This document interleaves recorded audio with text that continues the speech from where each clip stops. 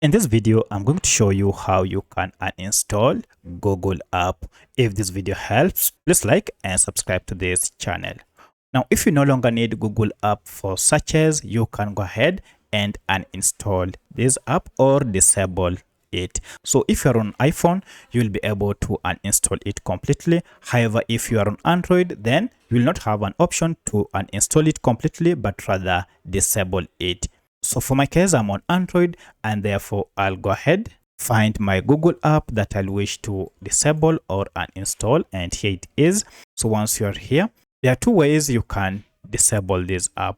You can just long press on it and go to this app info, or if you can't see this app info, you should see a settings gear like this one, or the name of the app. Tap on any of this to access Google App Info page. At this point now, if we head down here, the only thing you can uninstall if you are on Android is updates. However, if you no longer want to use this app, you can just go ahead and disable it. You're told if you disable this app, system and other app may no longer work properly. This system app can't be uninstalled. It will be hidden if you decide to disable it. So that's what will happen. Now you can proceed and tap on disable, and now it will be disabled here. Should you want to enable it, you can now proceed and do the same, and it will be enabled.